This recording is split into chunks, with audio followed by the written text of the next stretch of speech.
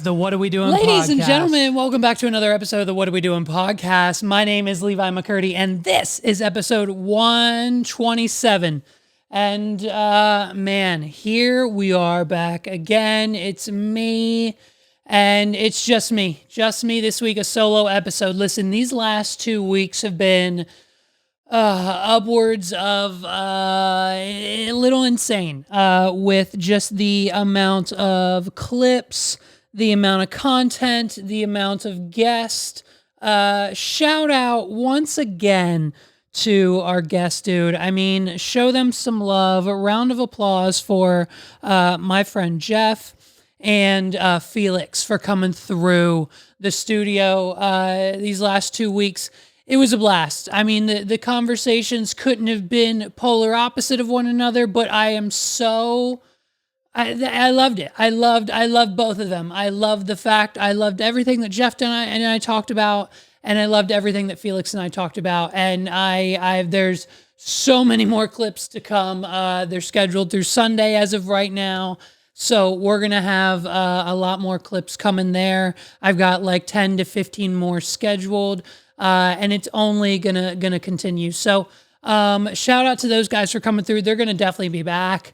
I'm gonna do my best to get them back maybe one more time this year. And you know, we've got some other guests cooking. I gotta get Los back in this spot.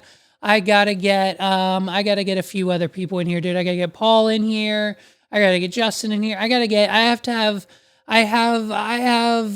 You know, we've got some conversations that need to be had on this podcast. So it's been fun. It's been a fun start to 2024.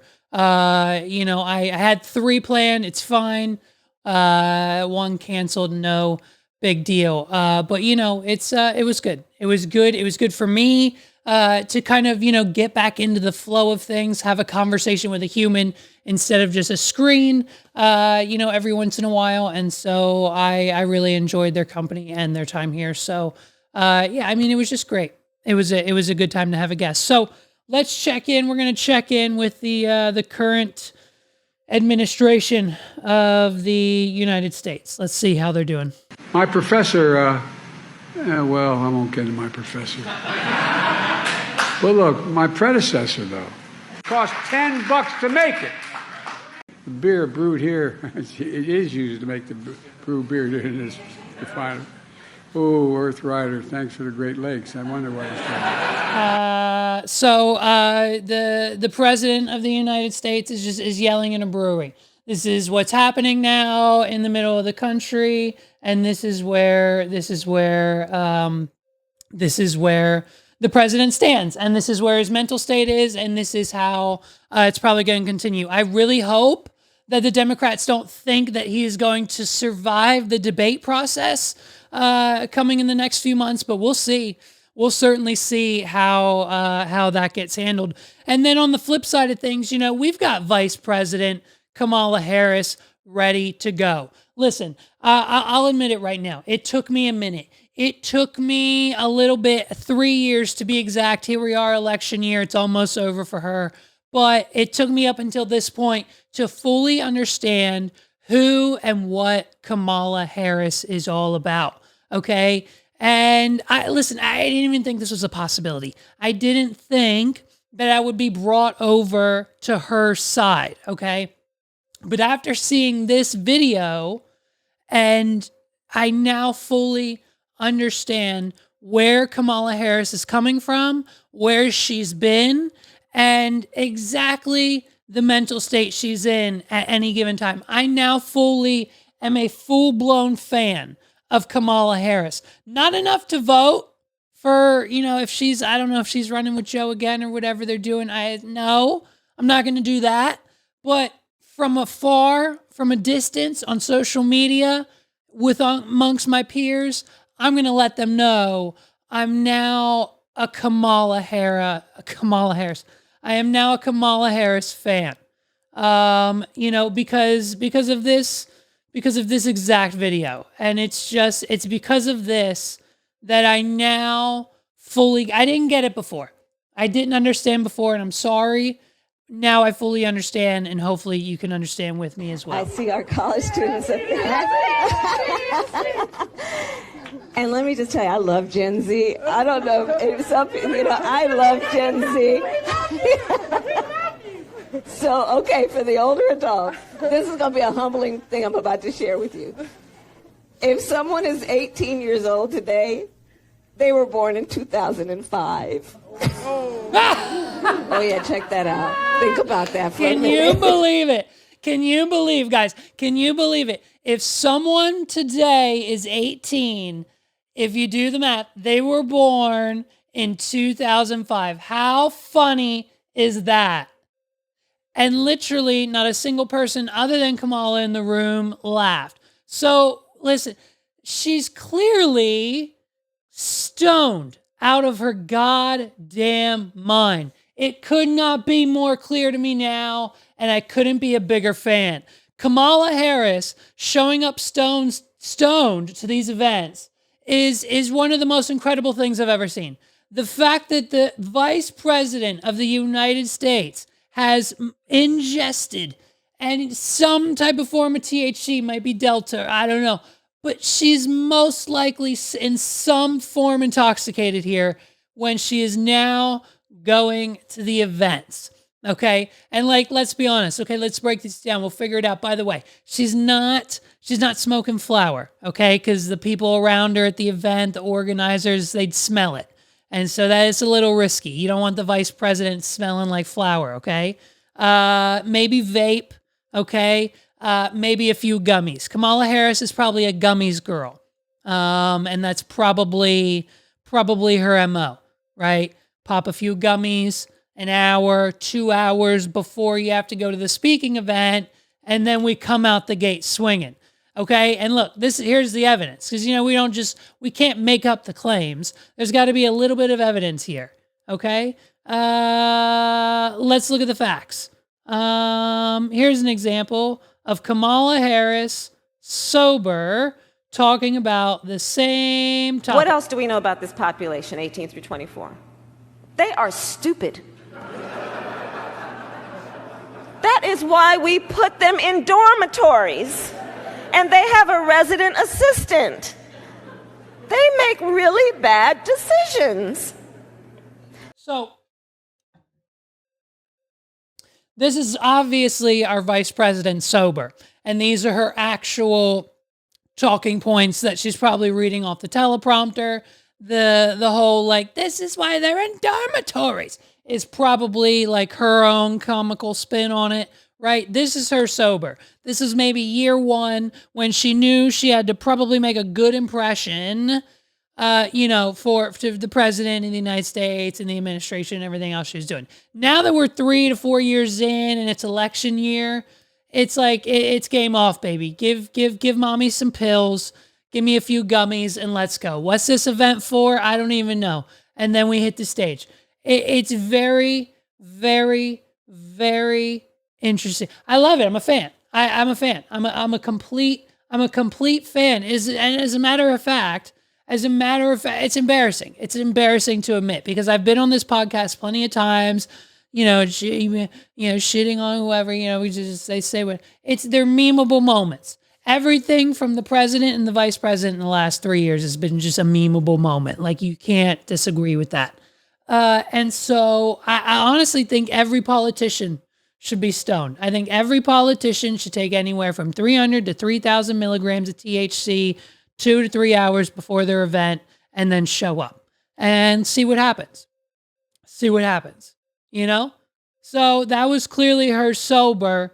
And, it's the same topic. You can't go from calling Gen Z and the teenagers dumb and they don't know anything. This is why we put them in dormitories with assistants so they don't escape, the system. These are her real thoughts now. She loves the teenagers. And by the way, she's pulling out all the facts because this is what happens. When you're vice president of the United States, it's a stressful job. You're stressed. You know what I mean? You're tired. This is your 800th event this year that you have to go to and speak and do the same message over and over and over and over again. We're here for you. We're going to make your dreams come true. Look at what we've done so far. President Biden's the best. Oh my gosh. Here we go. Let's do it. But when you just need to take the edge off, right? Pop one, pop two gummies, let it kick in, okay? You know, she probably hasn't eaten yet today. Kamala Harris is probably the type of lady who doesn't eat till like 3 or 4 in the afternoon, you know, the whole fasting, whatever. And so you pop 1 or 2 gummies, boom, bam, it pops in quicker because you haven't eaten yet today, and you're good to go. Bang. She's ready, okay? She gets ready, take the stage. All of a sudden, the edibles kick in, and she feels it. Stoners, you know exactly what I mean. And she's on cloud 10. She's on cloud 10. She's beyond cloud 9. She is on cloud 10. She walks on stage, mic in hand, ready to rock. Her assistant, her assistant tells her 10 times, follow the cue cards. Madam Vice President, look at me. Madam Vice President, look at me in the eyes right now. What are we going to do? Repeat after me. Follow the cue cards. Madam Vice President, what are we going to do? Follow the cue cards. And then she says it 3 times, and then Kamala has to repeat it back to her 3 times. And then, you have to, Kamala, what are we not going to do? Go off script. What are we not going to do? Go off script. And then we have to say that 3 times to her to make sure that she fully knows exactly what she's going to do and exactly what she's not going to do. They do the same thing with Biden. And every single time, this is what happens, right? She walks out and she gets a 3, a 2, 1. Madam Vice President, you're on. Hey, what's going on, everybody? Yo, what up, Gen Z in the balcony? What's everyone doing up there? We love Gen Z. Hearts to the Gen Zers up in the balcony. Listen, folks, we love the Gen Zers here. They're the best. I'm going to be honest with you. There's not a generation better than Gen Z. Am I right? And hey, listen, now this, for some of you in the room, this is going to be, this is going to be a doozy. Are you ready for this one? Listen, these Gen Zers up here in the balcony that we love, hearts, babe. I know. Hey, okay. All right. Thank you. Yeah. All right, guys. Okay. Thank you. Thank you for the love. And so listen, so if these Gen Zers, if they're 18, right? If they're 18 years old, just got their ability to vote, just got their ability to make pretty much almost everything but 1 to 2 choices in their life. They're pretty much citizens at this point. We're giving them the reins. Those guys, they were born in 2005. Can you believe it? And so she's expecting this audience who's clearly a few college students and the rest are professionals who are in their 45 to 65 age range. They all go, there's a gasp. There's a freaking gasp in the room, and it couldn't be more of just, it couldn't be more of an amazing moment. And it just goes to further prove the point as to why I am now a fan of Kamala Harris. I love it. I want nothing more. One of my now new dreams, one of my now life accomplishments that I would love to accomplish is to be in a blunt rotation circle with Andrew Tate, Snoop Dogg, Kamala Harris, and Ryan Reynolds. Because the higher we get, the more of the Deadpool costume Ryan Reynolds is going to get on. And then eventually by the end of the night, we're all going to be method acting in the middle of the living room scenes from Deadpool 4. And he'll remember that. And when they actually go to film Deadpool 4 in 2 to 3 years, he'll call us all back to be in the movie. And then that'll be our big break. You know what I mean? So that'd be a dream come true. Now Kamala is definitely invited. Because if this is what she gets, which is a few, gummies in the hit of the Pax pen, it's going to be good. I think it's going to be good for everybody. And as embarrassed as I am, I'm obsessed. I'm obsessed. I hope she keeps it up. I hope she continues to go to these events, stoned or otherwise, So the internet the internet and society of America is seconds away from crumbling. Okay, and not because of anything that's going on in the Middle East, but everything that's happening here now in America, American problems. That's what we're talking about today. Only is American problems. Okay, and it's a damn Barbie movie, and so it's Barbiegate, and I don't know what to make of it. But it seems as if every single other person on the planet needs to and has been required to give their opinion. So I'm going to give mine on the fact of the matter. So here's the issue for those of you who aren't paying attention. The Academy Awards are happening. The Golden Globes, the Grant, like all the, whatever. I don't know the exact names of them. Joe Coy just messed up a whole show, like the whole thing, right? The Academy Awards. And the nominations are out, and our beloved beauty boy, Ryan Gosling, the hunk, the nicest man on the planet, was nominated for Best Supporting Actor and for his role as Ken.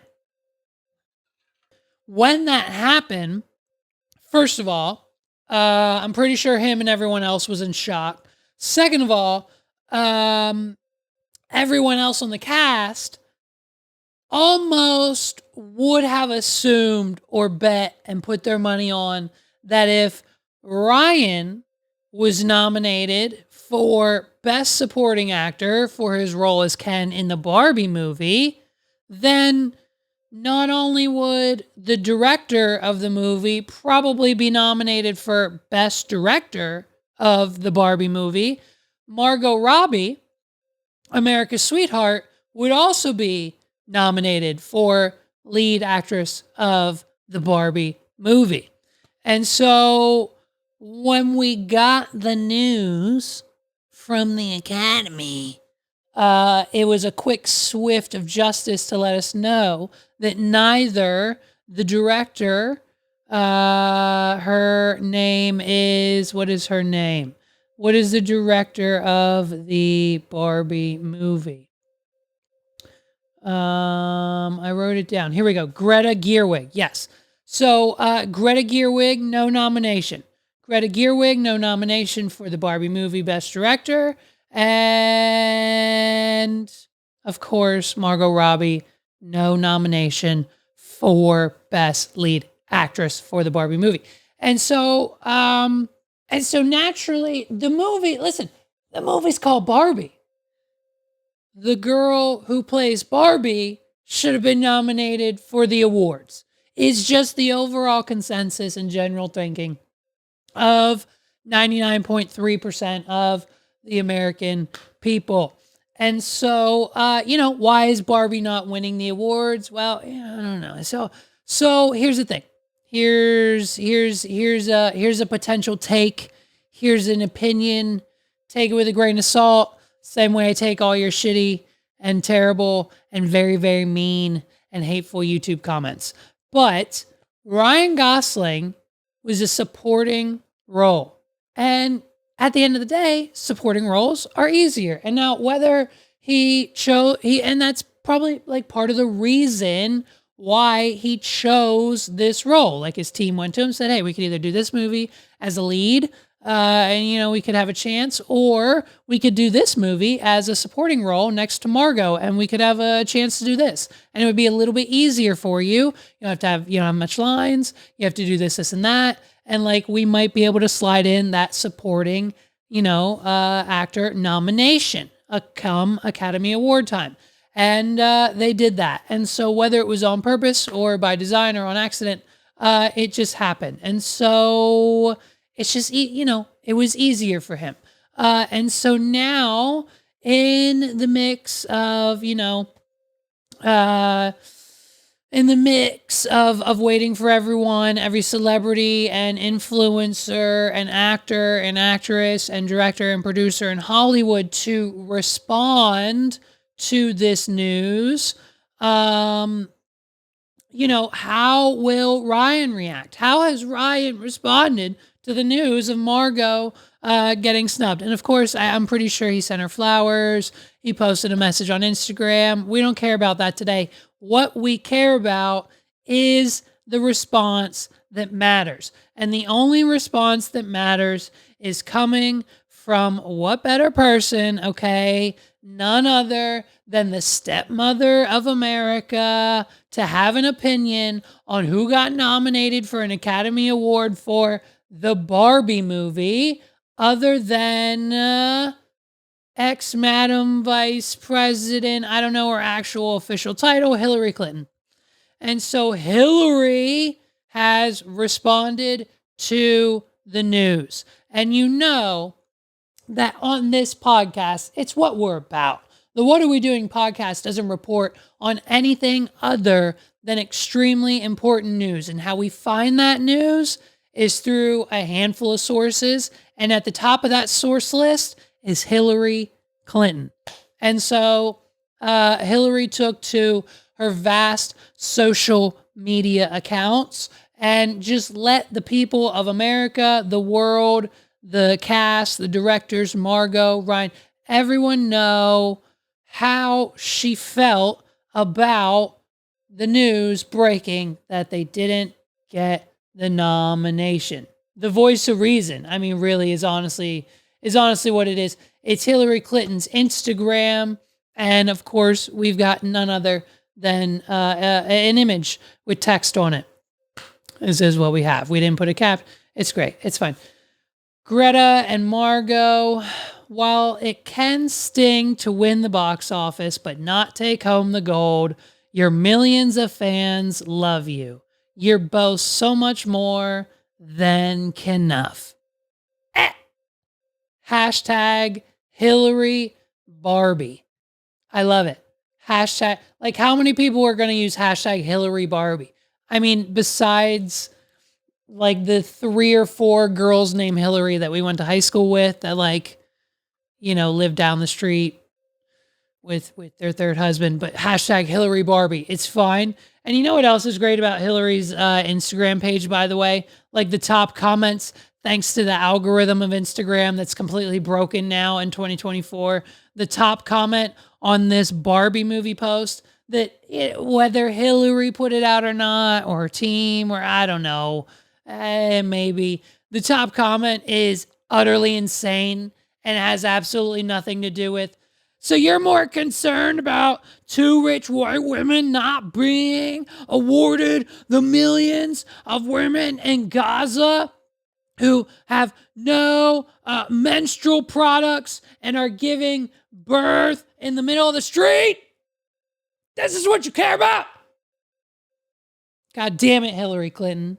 Like, you know what I mean? And this is really, honestly, this is why we need someone like Donald Trump back in the office as president.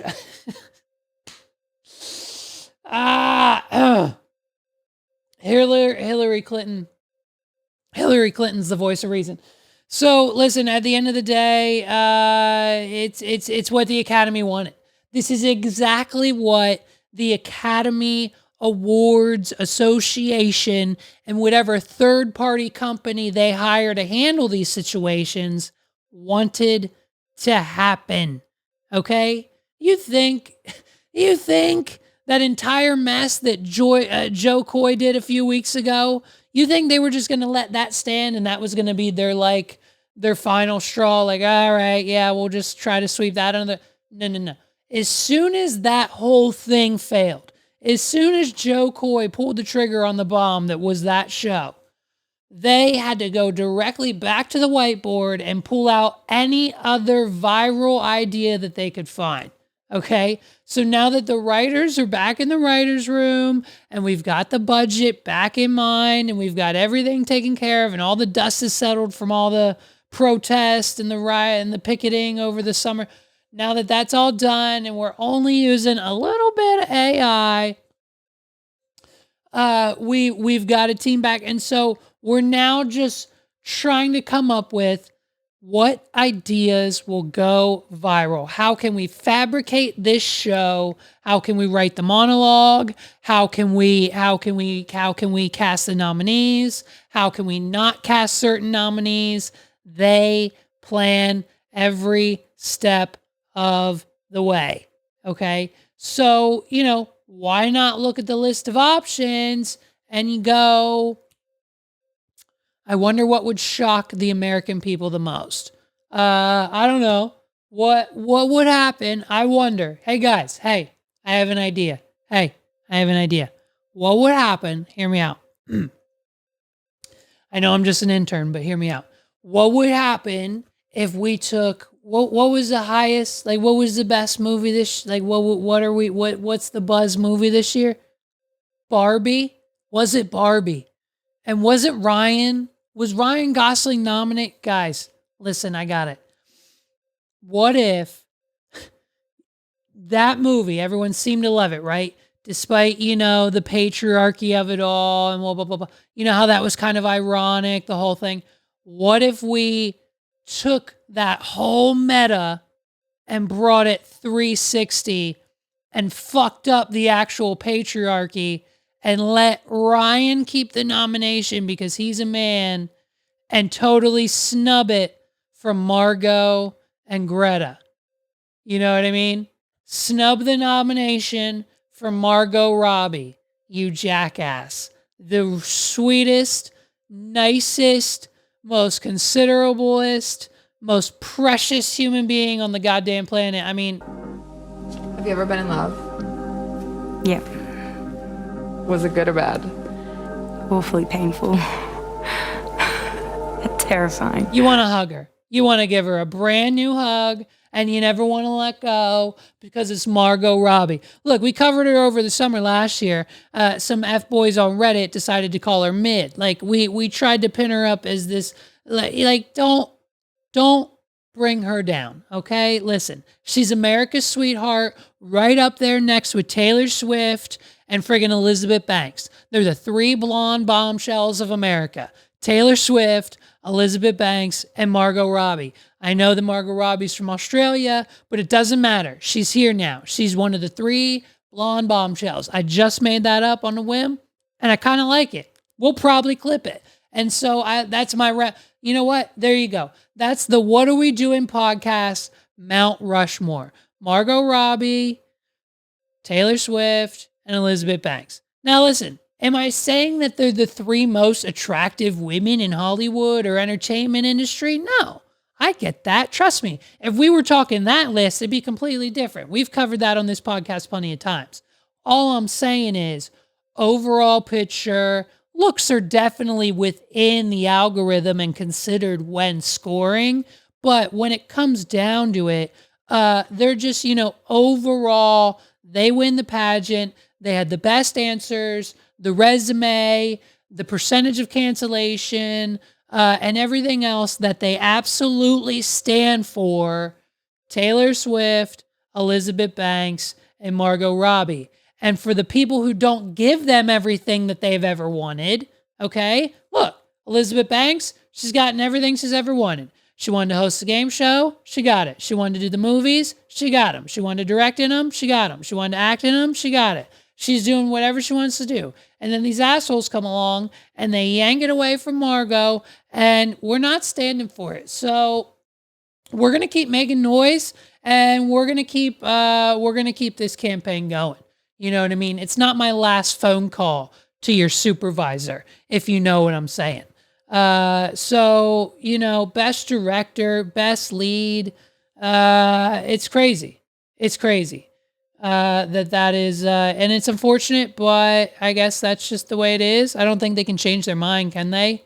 I don't think they can, right? So if they can't change their mind, then I don't really know where you go from there. Ladies and gentlemen, this episode of the What Are We Doing podcast is brought to you by our friends at Blue Chew. Listen, for 2024, you fellas got to get chewing, because there's nothing more that your significant other is going to love than a fulfilled, sexy time in and out of the bedroom. Listen, whether it's a fresh start to your morning or an end to an amazing night, Blue Chew has got your back. They're easy, chewable, delicious little tablets that you pop 30 to 45 minutes before you're ready to go and you're in for the time of your life. And they've extended their offer through the holiday season now for the new year. So you can fulfill your New Year's resolution to, fuck her more. And that's exactly what you got to do with Blue Chew. Listen, you're going to go to wadpod.com/blue,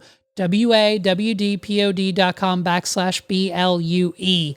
And you are going to get your first active pack. That's a 6-pack of Blue Chew. That's 6 nights of enjoyment on us for free.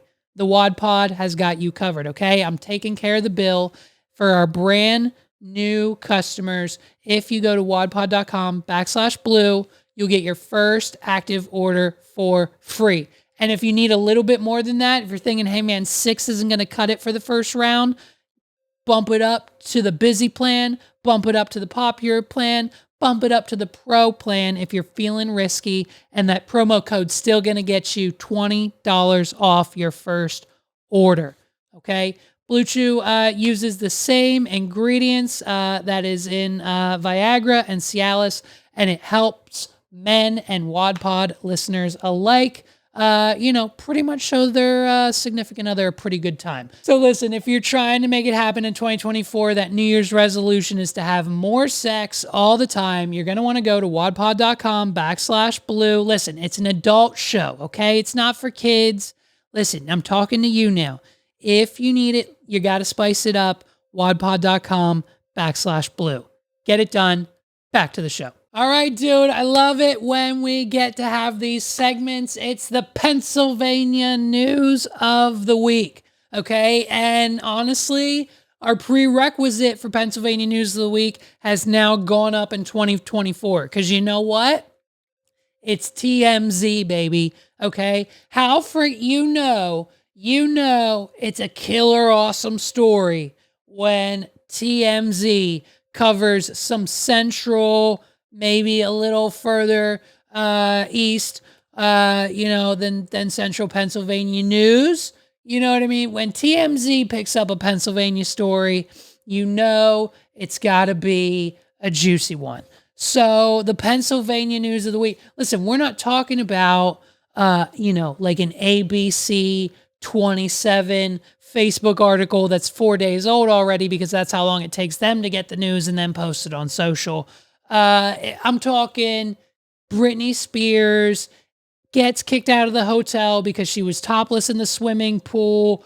TMZ type of story. Okay, we're back. It's TMZ, baby. So listen, Pennsylvania TMZ story. Where is my TMZ story?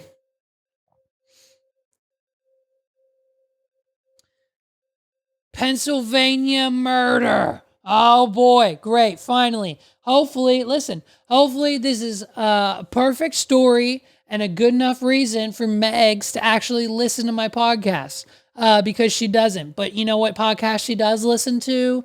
The serial murder, crime junkie, whatever Wondery app that she pays $5 a month for so she gets the episodes early so she knows who did it before everyone else did.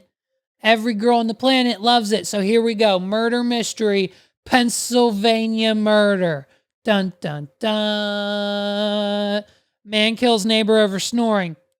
Love it. Charged with murder. Charged. Damn it. You know, dude, listen, I mean, just based on the title alone, it makes sense, okay? Listen, does Megs sleep in another bed, in another bedroom in our house from time to time? Yes. Why? Because I snore and it wakes her up. And so instead of sacrificing her sleep and not getting a good night's sleep, she goes to the other bedroom. It's fine. We have a spare bedroom. There's a bed in there. She sleeps on it. We're not getting intimate from 1 a.m. to freaking, whenever we wake up the next morning. It's going to be okay. We'll see each other in the morning, kiss, do whatever we need to do. We still love each other. It's okay. I think there was a celebrity that was just in the news that was like normalized sleeping in separate beds as married couples. It's fine, dude. It doesn't happen all the time. We wake up in the same bed all the time. Like, it's fine. But like sometimes because I'm snoring or whatever else happens, she goes to the other bedroom. So the whole thing, I get it. She's wanted to, stab me a few times. A Pennsylvania man is dead because his loud snoring kept waking up his fed up neighbor who stabbed him to death to get him to stop. It's one way. That's one way to do it. Honestly, that's one way to do it. I mean, there's like the strips, there's pillows, there's the sleep apnea machines, medication. You could try like soundproofing your trailer. You could do like whatever. There's a magnitude of things that you could do to prevent yourself from hearing your next door neighbor snoring. But in that list, I'm pretty sure halfway down, stabbed to death is definitely an option. And I get like if you tried like 1 through 47 and then number 48 was stab your neighbor to get them to stop snoring and then it worked. Well, fuck, hey, then you don't got to do the rest of the list, whatever. The bizarre real-life tale began last Saturday evening in Upper Moreland Township. That's just right outside of Philadelphia, King of Prussia area, where police responded to the home of Christopher Casey after receiving a 911 call from him to report a stabbing. Isn't he an adorable man? Ladies, you can write him in prison. Let's make Christopher Casey our next Gypsy Rose, okay? When Christopher Casey gets out, because listen, he's not going to get a good night's sleep in jail. It's just rowdy. It's loud. There's people yelling, people getting attacked. Like there's also guards banging on stuff, like running their sticks across the bars. Like you don't get sleep in jail. You know what I mean? Like it's probably loud in there. So, or maybe not. I don't know. Let me know. Correct me if I'm wrong. I don't have to tell you to. You're going to do it anyways, you cuties. But listen, so when Christopher Casey gets out of jail, let's spin up the whole Gypsy Rose campaign. Let's get him a Lifetime documentary. Let's get him a book deal. Let's maybe get him you know what? Let's not do Lifetime. Let's let Gypsy have Lifetime. Let's do this guy. Christopher Casey looks like the next Making a Murderer, Tiger King. Like, you know what I mean? That 3-year renaissance. Every 3 years at Netflix, we have to have a trailer park renaissance, right? Like first, it was literally the Trailer Park Boys. They were our viral moment. Then, like, you know what I mean? We had the Tiger King, right? Then we had there was just another freaking one I just had in my mind and now it's gone. Stephen Avery, Making a Murderer. We had Stephen Avery, Making a Murderer. Every like 2 to 3 years, we get a viral season 1 of a white man from a trailer park in America on Netflix. And I think Christopher Casey needs to be it. Listen, this is my story. This is mine. This is my story, okay? I know TMZ covered it, but taking it to Netflix, I want the IP. I want the IP rights. I'm saying it right now. This will be dated as soon as I upload it. I want the IP. I want the intellectual property rights to make this film. I want Paul and myself and his friends to direct it and produce it. And I want to make the story of the show or the 3-part docuseries about Christopher Casey and how he stabbed his neighbor for snoring in the small Pennsylvania town that consists of a Cracker Barrel and a Jiffy Lube, and that's just about it. And then that's pretty much the township that they live in. And so, I want it. I'm going to Netflix. I'm selling it right now. I want to make the Netflix mini doc for the Christopher Casey snoring, stabbing your neighbor story, because I believe it to be the next viral white male trailer park Netflix docuseries. Yes or yes? Am I right or am I right? You can't tell me Making a Murderer, Tiger King. You can't tell me that every few years it's the same. I went to Christopher Casey's story. When they arrived, the cops discovered that Casey's neighbor, Robert Wallace, about 50 feet from the house with 2 knife wounds in his body. Casey also had been stabbed in the right thigh. Police found blood inside and outside the residence. Okay, so Robert Wallace, R.I.P., unfortunately, is the man who was snoring that Casey stabbed. And so only twice, by the way, which I respect, which is another reason why I want to do the Christopher Casey story on Netflix. I want this story and I want the rights. If someone else wants to make it, fine. Just give me 10% of whatever the Netflix check is. Just, you know what I mean? Because he only stabbed him twice. And in all these murder mystery podcasts and like Serial and Wondery and all this, Murder of the Week from 1975. We now have DNA, DJ Freeze. We got the DNA from a cup from a wedding, like crazy. Like we went to church with DJ Freeze. Insane, like kind of murder mystery podcast. They're always stabbed 27, 37, 46 times in the chest. Like someone is always stabbed an aggressive amount for like a human being. Like how do you like stab someone 30 times? 30 times? They were dead after 2. What'd you do the other 28 for? Both men were rushed to a local hospital. Okay, so wait, Robert didn't die on the scene. Robert's still alive. Holy shit, the 2 stabs didn't kill him. Shit, now I gotta take back what I said. He should have stabbed him 28 times, and he would have, I guess. Okay, both men were rushed to a local hospital where Wallace died, and Casey was treated for his non-life-threatening injury to the stab to his thigh. And investigators were able to piece together what Wallace went over to Casey's room that night, stepped onto his porch to detach a screen from one of his windows, of course. And then once he removed the screen, Casey, who was eating dinner, was somehow alerted and confronted by Wallace, getting into the heated argument. During the verbal altercation, Casey produced a military-style knife, plunging the blade into Wallace twice. It was not clear how Casey suffered his wound, but police recovered the knife at the crime of the scene. So he didn't even he didn't even stab him in his sleep. He stabbed him because he knew he wasn't going to get a good night's sleep from all the nights prior. So he went over there not planning to stab him. That, another reason we should give him a docuseries. The intent wasn't originally there, but you know what I mean? One thing led to another. He interrupted his dinner. And I'll tell you what, when Megs and I are downstairs eating dinner, this is no bullshit. When Megs and I are downstairs eating dinner,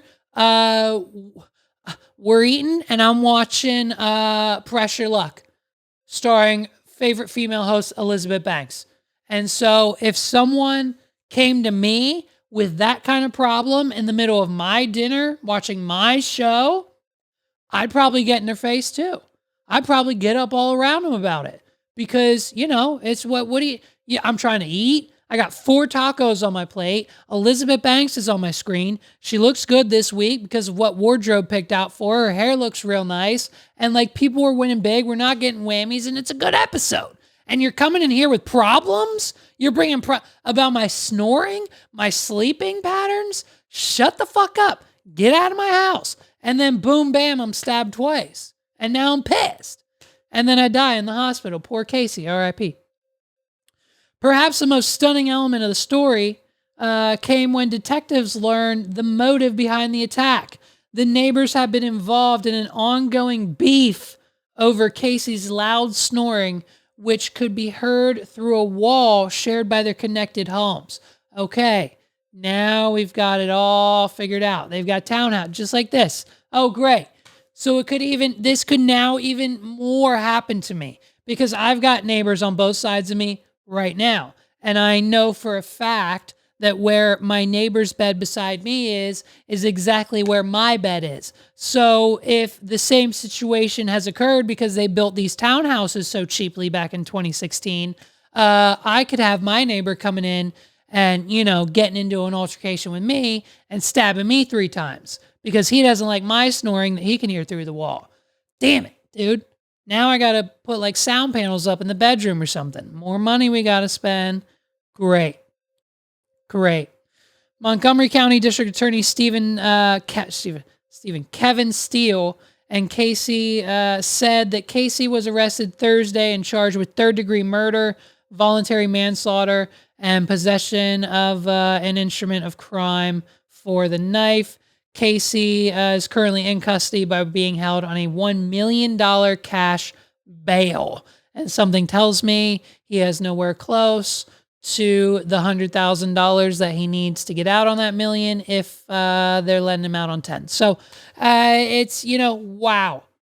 So just let that be a lesson to you folks. If, listen, fellas, honestly, if your girl has ever complained about you snoring in the middle of the night, like, babe, you keep waking me up with all your snoring, don't think for a second that doesn't have it in her to just, stab you a few times just so you shut the fuck up for a few hours. You know what I mean? Let alone your next door neighbor.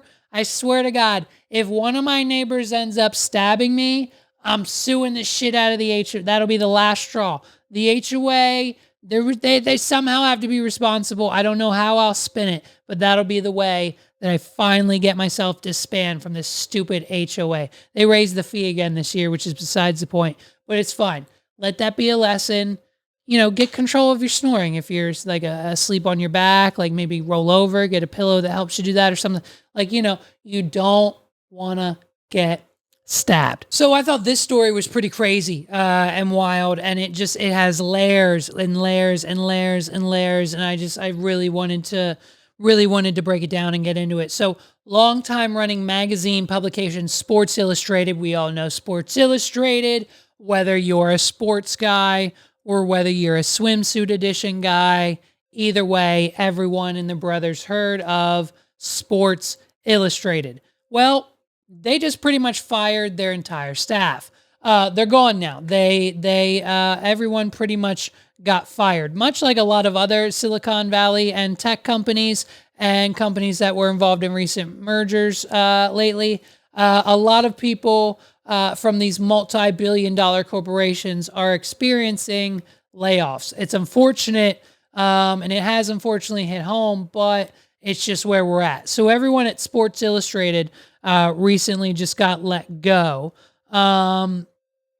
It didn't matter how long they've been there, didn't matter what their job was, what their title, their ranking, whatever. Almost all of them just got fired in one Zoom call, essentially. Everyone got the mass invite to join Zoom. They've got a pro account. Don't worry, they can handle it.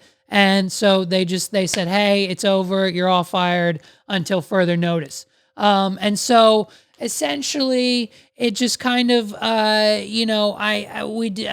our research of trying to figure out why and looking into Sports Illustrated here at the What Are We Doing podcast studios, because that's what we do every single week, we discovered some things. And it essentially led us down a rabbit hole that led us to the epiphany of the fact that the American economy is just backed on like pyramid scheme, backed by a business, backed by one major business. And we all know it, but it essentially comes back down to the fact that like 3 major corporations in this country own everything. And it's just like run by like 3 people, literally. So the company that ran Sports Illustrated, and notice there, I said ran Sports Illustrated, not owned Sports Illustrated. The company that ran it was called the Arena Group. And so the Arena Group basically was, they were leasing the name. They were leasing the name and the business, Sports Illustrated, the brand, the global conglomerate. The Arena Group was paying a monthly or yearly fee, just like a subscription, just like Netflix. they were paying to use Sports Illustrated as their business. And they were running it. And so they were paying like a franchise fee every month, every year, every quarter, whatever the contract, whatever the stipulations were. We didn't actually read the contract, but we know a little bit about it. And so they licensed it from another company called Authentic Brands Group. So we have the Arena Group licensing Sports Illustrated from the Authentic Brands Group LLC. So stick with me, okay?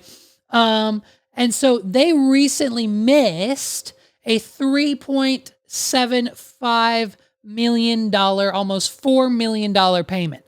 And so according to the contract that the Arena Group has with Authentic Brands, it clearly just states in black and white that if you miss a payment upwards of $4 million, you now legally bound by the courts and this contract owe us $45 million as a fee, as a breach of contract. They by missing this $4 million leasing payment, they didn't make their payment on the Tesla. So now Daddy Elon's coming to collect. And so he doesn't just want his $4 million, he wants to 10x it. That's what the contract said. I don't know who writes contracts like that, but hopefully I never have to sign one.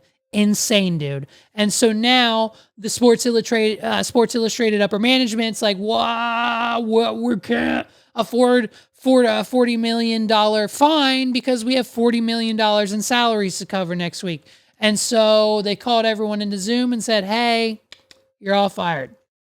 And so, so then we looked into the Authentic Brands Group because it sounds like they're a bunch of gangsters. Because if they have contracts for like breach of contract for $45 million with the Arena Group, they probably have contracts like that with other companies, and they're probably a mass conglomerate that owns other things. So we looked into Authentic Brands LLC, and you'll never guess what we found, right? Because I had never heard of them. I've never heard of them. Most people haven't. Who? Like probably 1% of the population, you've never heard of Authentic Brands. So we started looking into it, and apparently Authentic Brands owns like 50 plus other well-known companies. Not only Sports Illustrated, but pretty much what's left of most of the shopping malls in America. Like what's left of the York Galleria Mall, like Authentic Brands pretty much just owns. And you know what I mean? Because the gym is just the gym. That's its own thing. They're probably just renting that space. And then the casino, of course, just makes infinite amount of money. So their rent is pretty much non-existent. They make that in about 2 minutes. And so what's left of the mall is pretty much Authentic Brands. Ready for this? This is what they own. Reebok, the shoe company. Forever 21, the store. Tap Out, Brooks Brothers, Nautica, Nine West, DC Shoes, Lucky Brand, Izod, Airwalks, Eddie Bauer, Aeropostale. We were just in Aeropostale the other day. Hey, Aeropostale, like Meg shops at, hey, ladies, listen. They've pulled the wall over us once again, okay? As we were teenagers, right? As we were teenagers, us millennials would go to the mall, and every other week, Aeropostale was going out of business. They were having a going out of business sale, and everything was 50 to 80 to 90% off every week. And that was their marketing ploy. And then as us millennials and teenagers grew and became older into our 20s, we realized, A, this clothing is, it's kind of mid now. Like it really kind of went out of style a little bit.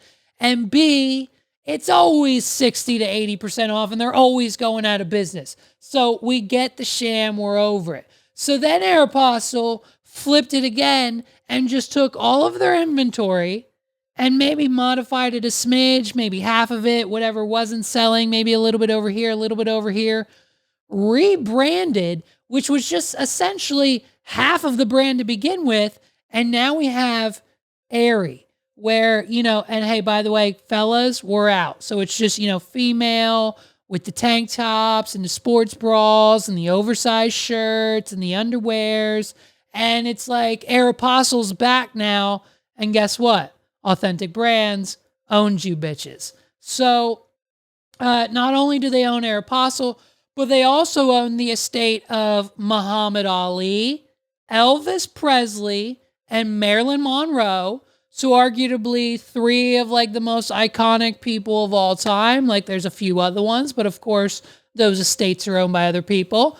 And hey, dude, they also own the likeliness. They own the likeliness of Shaquille O'Neal.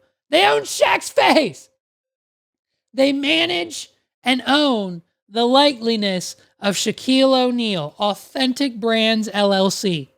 They manage Shaq face and Aeropostale. Like what, I'm surprised Shaq hasn't been in an Aeropostale commercial. And then I'm pretty sure, dude, Authentic Brands Group, I'm pretty sure they themselves are then owned by two or three. No. Authentic Brands LLC then is then owned themselves by two massive private equity companies, the CBC Capital Partners and HBS Investment Partners LLC. So, and then those guys, I'm pretty sure, are owned by BlackRock, who owns like every property in America. So that's America. That's the patriarchy. That's the pyramid scheme. And that's where we're at. From the very bottom, us pawn scum buying overpriced t-shirts at Aeropostale all the way up the top to Blackstone and the United States government and our politicians not being able to get through two sentences without seeming as if that they just took a massive dose of drugs and or suffered from a massive heart attack while simultaneously having brain cancer. Ladies and gentlemen, thank you so much for watching. My name's Levi McCurdy. This has been another episode of the What Are We Doing podcast. Please, if you haven't done so already, check out those guest episodes that we dropped these last 2 weeks. Clips are still going up this weekend and throughout the next week or so. And be sure to check us out on all socials. It's wadpod.com/links, LINKS, for everything you need to watch, support, follow, and listen to this podcast. And if you want to support us in financial ways and get yourself a little something else on the side, we've got a few business hustles and announcements coming soon on this podcast. New podcasts are being announced soon. New products of mine are coming soon. New businesses are getting launched here very, very soon. And we're working on some projects with some other friends as well. Check out our friends over at Gel Blaster. That promo's still going on. Look, Christmas is over, but dude, get yourself a Gel Blaster. wadpod.com/blaster. You're going to get like 20% off your order. And you and your kids are going to love it. You're going to have a blast. They're eco-friendly. The gel beads are biodegradable. Go outside, shoot each other, have fun. While the weather is, the snow's over now in Pennsylvania. We're done snow. It's t-shirt weather. It's going to rain a little bit and then it's just going to get warm now in February. So it'll be great because, global warming. So check out our friends and our sponsors down in the description below. And be on the lookout. I've got some guest announcements coming soon. Like I said, I'm trying to get frickin' Carlos at the 280 Plus podcast over here in this seat again. He needs to come back. I think he owes me one, right? And we got to figure out what we're doing with Recap and Record this year. Game of Thrones, House of the Dragons coming back. So be on the lookout for that.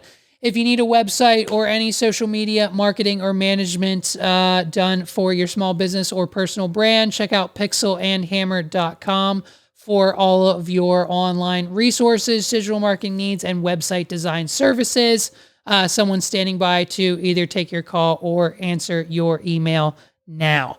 And of course, if you're getting married and you love your spouse and you want it to be the best day of your life, and you need DJ, photo, video, or photo booth services for your wedding or event, you don't even got to be getting married. Could just be a fun time weekend with your friends, or a birthday party, or a corporate event, or a gala, or an adult prom, or a high school prom, or a homecoming, or whatever you're planning. Sparks Entertainment has your back with our all-inclusive DJ and lighting packages, our all-digital photo booth, and our photography and videography packages that will suit anyone's budget and needs. Sparks Entertainment is your source for that. Ladies and gentlemen, thank you so much for watching. This has been another episode of the What Are We Doing podcast. My name's Levi McCurdy. Peace out, everybody.